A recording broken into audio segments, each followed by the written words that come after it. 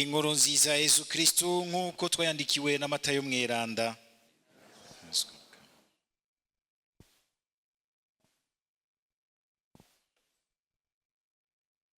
Muri rya minsi Yesu avugira imbere y'ishengero n'abigishwa biwe ati: muragowe mwabigisha mwe n'abafarisayo mwiyorobeka, mushikana ituro rya menta n'irya aneta n'irya kumina, mukirengagiza amabwirizwa ahambaye, ubutungane, impuhwe n'ukwemera.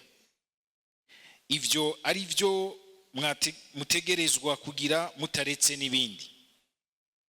Mwandongozi z'impumyi, muminina ubutuku mukamira ingamiya. Muragowe mwabigisha mwe n'abafarisayo mwiyorobeka, mwoza urwato n'inkoko inyuma gusa, naho imbere mwuzuye ubusuma mbere butagira urugero. Bafarisayo mwampumyi mwe, nimubanze koza imbere mu nkoko, n'inyuma zizoheza zibe nziza. Iryo ni ijambo ry'Umukama.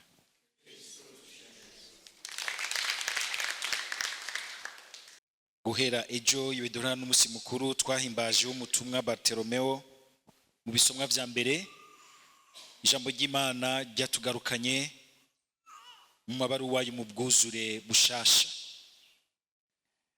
Duhereye mu ibaruwa umutumwa Paulo, ibaruwa rya kabiri umutumwa Paulo yandikiye abanyatesalonika.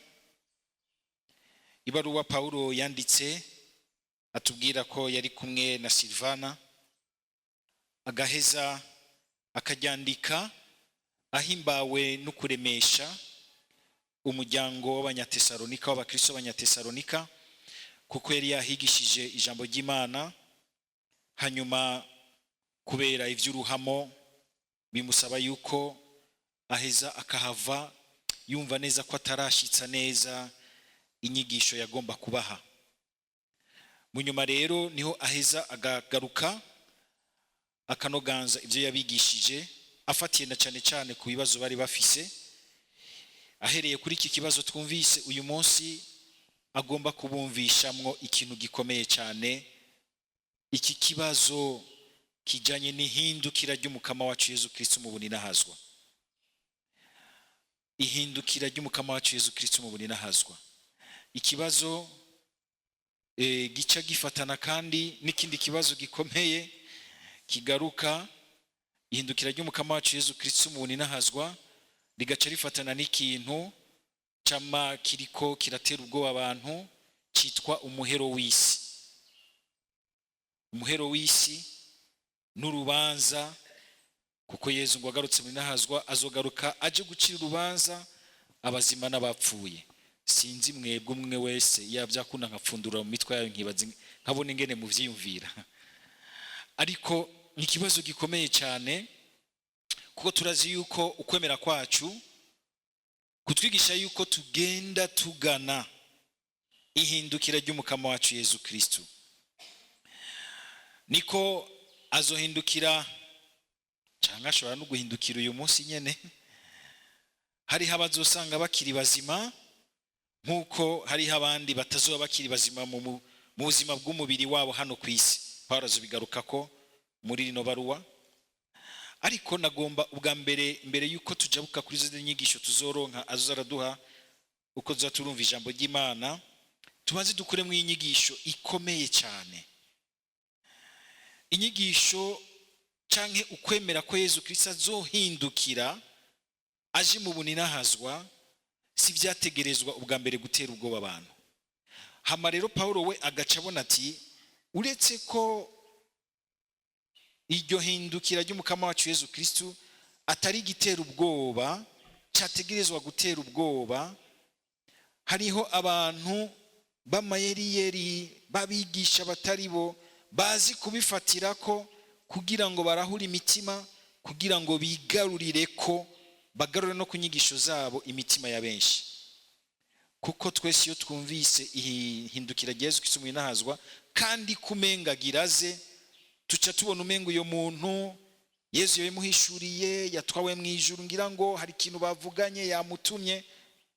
Ugaca usanga bishize abantu mu bwoba, bapfuye gupfa kwemera umuntu wese arengana abwico kintu, kandi ukamenga akibabwira batera ubwoba, abumvisha yuko kabaye.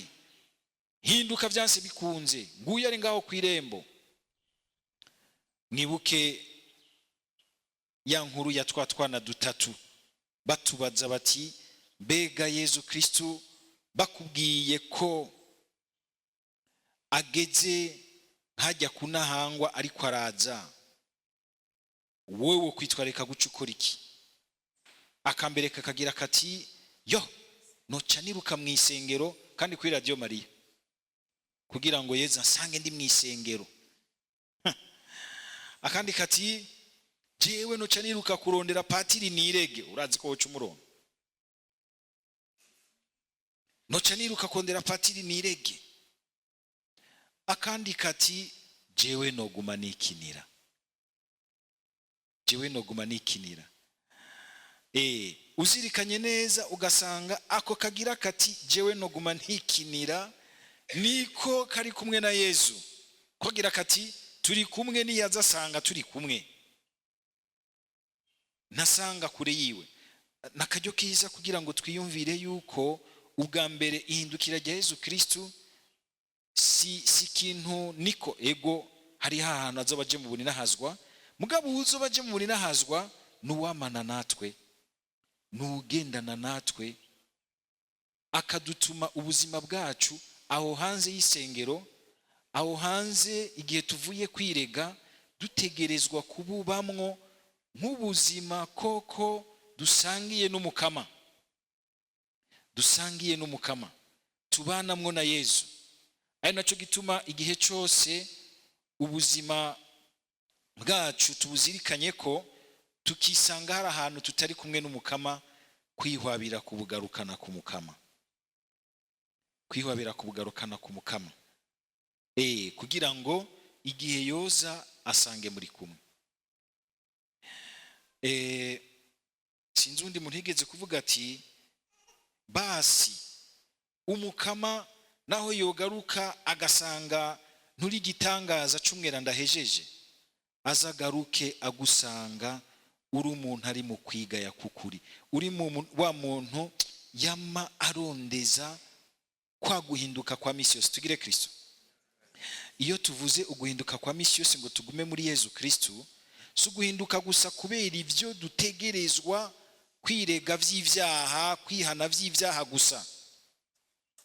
N'ubuzima bwose dutegerezwa kureka bukaza buriyubura, bwiyunguruza mu mukama. Hariho inema n'inguvu zo kuva mu vyaha, ariko hariho n'inema n'inguvu zo kwiyubaka no gukura mu Mana. Hariho ukuva mu vyaha, hariho no gukura mu nema y'ivy'Imana. Iyo duhije kuva mu vyaha, dutegerezwa kugwana ku munsi ku munsi kugira ngo tugende turakuza icyo Imana yatanguye muri twebwe, kugira ngo kwihindukira rya Yesu Kristo, Yesu aza twumve muri iyo elan y'ubuzima bw'ijuru, muri uyo murindi, muri uyo muvuduko w'abantu batemera kuguma hahandi naho bo babashaje. Umutima wabo ugumana icyo twita mu gifaransa l'immortelle jeunesse de Jésus. Ugumana itoto, ireme, ukwizigira kwa Yesu Kristo atigera apfa, atigera saza. Urashobora guhura n'umuntu yashaje ku mubiri imyaka itwaye, ariko wumvirije umutima wiwe ukumva ni nk'uw'umuntu akiri muto, aracyafise ibyifuzo vyiza, aracyafise ahantu agomba kugeza ubuzima heza, aracyashaka gutambuka no gutambutsa ubuzima nubwo atobatambuka n'amaguru yiwe. Ukumva muganiriye umenga aragutambutsa, suwama mu myidogo akakunigira mu bintu vyase. Umuntu ashobora kugusokororamwo ingabirano nziza, kubw'impanuro nziza n'akaroro keza akubwiye k'ivyo yabayemwo, bikagutambutsa. Ukumva ko vy'ukuri uyo ararindiriye ihindukira ry'umukama wacu Yesu Kristo, nk'uko twumvise Pawulo yabivuze. Mwumvise ingene abibwira abanyatesalonika ngo dushaka kuhanura kuvyerekeye umuzo w'umukama wacu Yesu Kristo n'ikoraniro ryacu hamwe nawe. Nimushoke muhagarika umutima kandi nimutega ubwoba n'ijambo bitirira mutima be n'ijambo canke n'ikete batwikirira bemeza ko umunsi w'umukama uri mu gushika. Aha Pawulo agashaka kuvugana cyane cyane kumweza agira ati ntawuze umunsi n'isaha. Timbera zoza ku munsi mutari mu mwiteze. Ku munsi mutari mu mwiteze. Mwese mwibaza muti bimeze neza, oho niraha n'umunyenga. Hamusanga umenga abantu bose umenga siho bari umenga barasinziriye ahantu. Ngo niyagira ubahenda no mu kanwa gatonya ngo Imana igice cya kabiri ngo Imana yabahamagaye kubera inkuru nziza twabigishije kugira ngo mubashe gushikira ubuninazwa bw'umukama wacu Yesu Kristo. Nuko rero bene wacu nimugumye umutima kandi muzigame neza za nyigisho twabigishije mbona nkubone canke mwikete ryacu.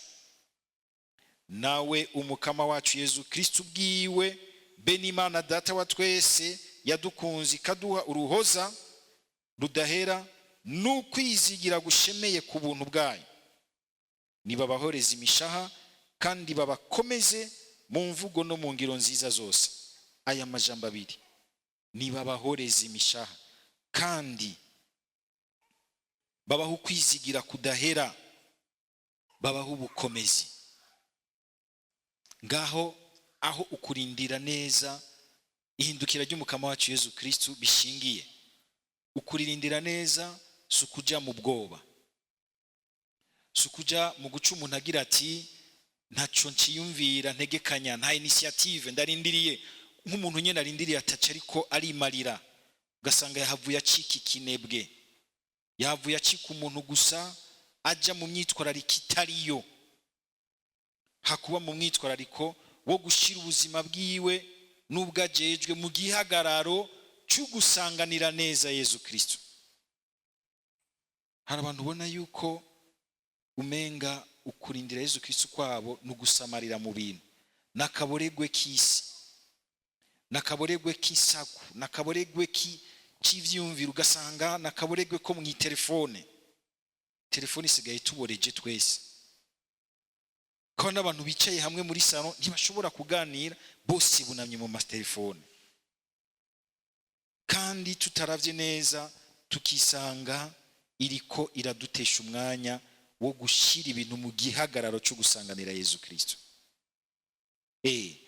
None nibiki uyu munsi muri ubu buzima nyene Yesu azogarukanamwo uri nahazwa bwiwe noba ndimwo bitari mu gihagararo cyo gusanganira Yesu Kristo mu buninahazwa? Naho umwe wese wo kwibaza. Kimwe mu bikomeye ijambo ry'Imana ritubwiye uyu munsi ni iki kintu cy'ubwiyorobetsi. Ubwiyorobetsi twumvise Yesu ahambarira ko bafarizayo. Yesu ubwa mbere tuvyumve neza sukuvumagura abafarizayo uko bako kubivuga, ahubwo numubabaro afise imbere y'abo bantu bitwa ko bari imbere y'abandi mu gukorera Imana, mu kurondera ivy'Imana, mu kumenyesha ivy'Imana, ariko ugasanga barabihindukirijemwo ukwironderera inazwa ryabo n'ubukuru ku bantu. Hari abantu uyu munsi bagomba gukoresha ivy'Imana kugira ngo basigure ibintu vyabo, bongere kandi bironderera ubukuru ku bandi, atari uko umutima wabo urondera Imana by'ukuri. Ico twita bashaka gusa l'autorité, kuganza abandi, gutwara abandi aho bashaka, cyane cyane mu nyungu z'ivyabo. Ugaca usanga rero baca bakaza cyane uguhindura ivy'Imana ibintu vy'ukuziririza gusumvya kubaka abantu. Hari abantu wamusanga umenga ivy'Imana tugomba kubifata mu bintu vy'ukuziririza gusa, mugabo ntitumenyeshe ingene ibintu vyategerezwa kugenda. Abantu nabo mu bintu bama mu bintu vy'ukuziririza wamuca usanga rero bakoresha iterabwoba kandi bagashira imbere ubuntu buto buto ugasanga ibintu bikomeye babishyize iruhande. Ni ukuvuga batakaza le sens du discernement, le sens du jugement. Agaca afatira ku tuntu tw'inyuma, akadukaramwo, akadukaza rwose, akibagira ishusho y'uwundi iri imbere yiwe. Ugasanga ntange nk'uburero, abantu ugasanga akakwereka ati arakaze rwose, agira ati ntibishoboka mwebwe mwakira Yezu nabi kuko ntimumwakira ku rurimi, amwakiriye kuri mwe n'abamwakiriye neza. Mugabo asohotse ngaho ururimi rwiwe ingene rucumitisha abandi mu nsaku no mu majambo avuga, wibaza ko ibyo ari byo Yezu bimuryohera?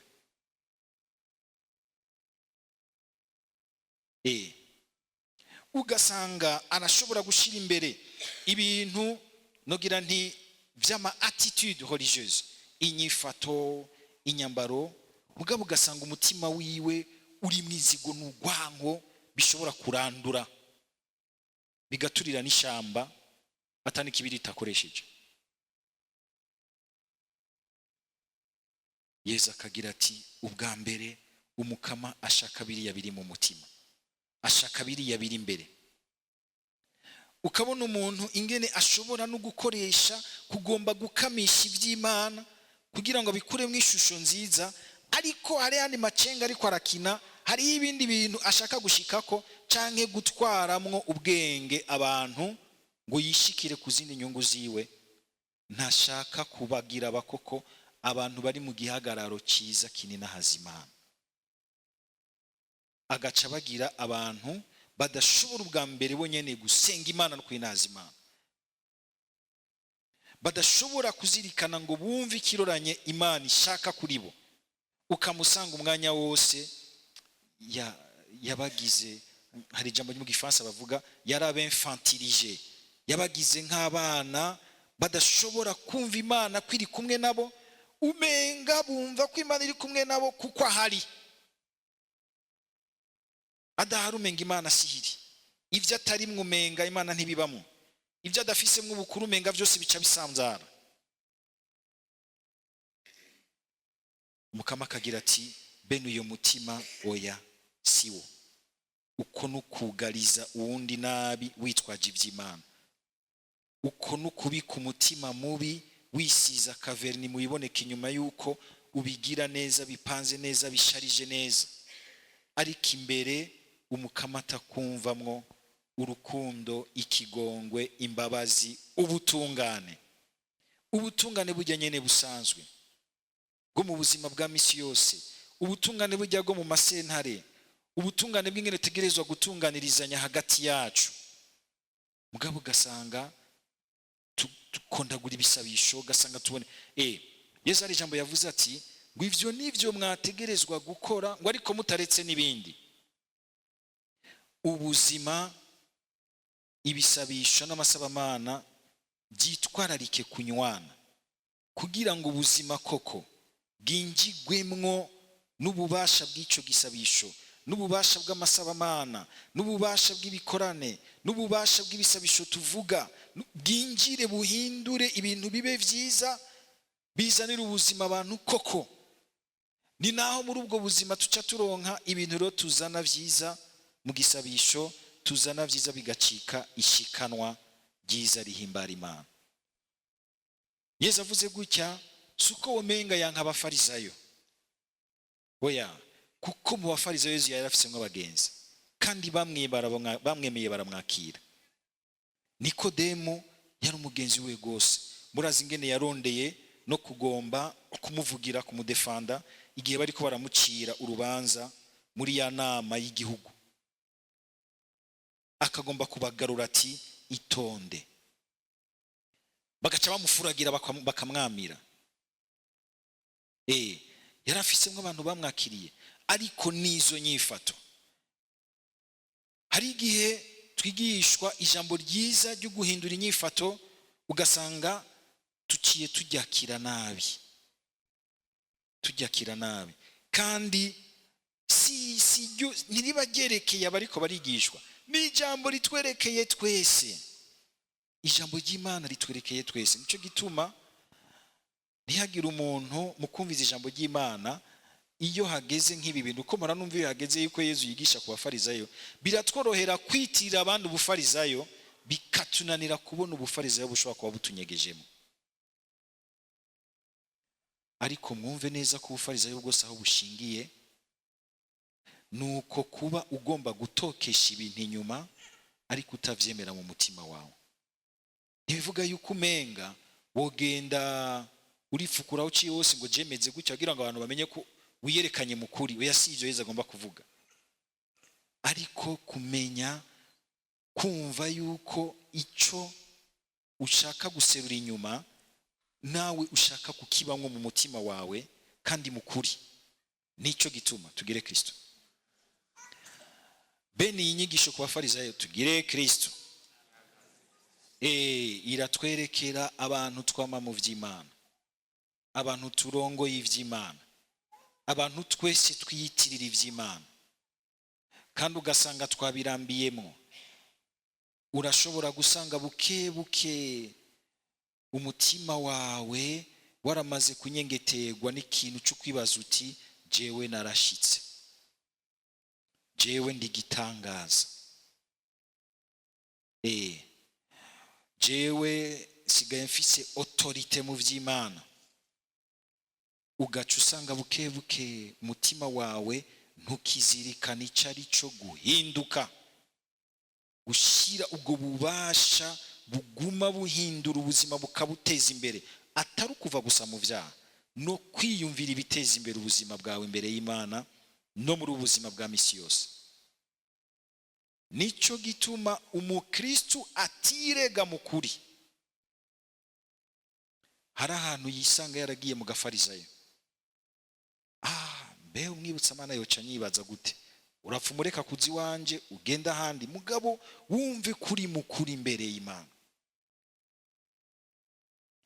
Wumve ko hari ahantu ijambo ry'Imana rigukebura rikakuduza kugira ngo uduze ubuzima bwawe imbere y'Imana, udugane n'ubwo abandi bose bashamitse kuri wewe.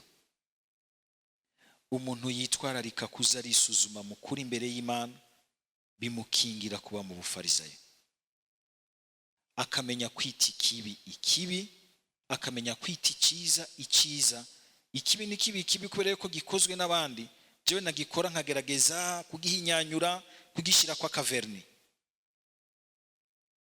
Canke iciza cyakogwa n'abandi kuko ntagishaka canke atari jewe nagikoze, nkagomba guca ndagisukamwo ibintu bibi. Murumva yuko mu mutima w'umufarizayo haba harimwo akantu kububisha, ka méchanceté intérieure. Tuze turaraba kugira ngo uko tugomba guserura gose ko twe dukundana n'Imana, ko turi mu vy'Imana, canke uko dufise ibanga iri canke ririya mu vy'Imana, ko ariko ahubwo twitwararika guhindura ubuzima no gufasha ubuzima bwacu ubushamitse bwose kuri twebwe ko buhinduka bukaguma bwitegurira gusanganira Yesu Kristo hazohindukira muri nahazwa bwiwe. Dusabe Mukama kugira ngo atwamizemwo izo nguvu za mutima y'amatugira abashasha, akadukingira gusengeserera mu bwiyorobetsi n'ubufarizayo, akadukingira gusanga twatakaje bwa bwiza butigera bupfa bwa Yesu Kristo mu mizirikanye no mu mitima yacu. Suko rero menga uzosenga ari uko vyose bimeze neza mu mutima, oya, ariko nuko wosenga mukuri imbere y'Imana ugira uti Mukama, uyu munsi ushaka kunjabukana he, ushaka kunshikana he, abandi dusangiye ubuzima ushaka kubashikana he, tubisangire gute n'abandi? Ico gihe uzokwisanga vy'ukuri uri muri ya dynamisme, wa murindi wa mutima mweranda, wa murindi wa mutima mweranda, wa muvuduko wa mutima mweranda, l'élan de l'Esprit Saint mu vyiyumviro vyawe, mu gushaka kwawe, mu nyifato yawe no mu migenderanire usangiye n'abandi. Umukama abagumirize mutima ukudasaza kwa Yesu, mutima aguma tunagura, akaguma duhindura, akatugira ibiremwa bigenda bigana irinahazwa rya Yesu Kristo ahazogarukira. Amen.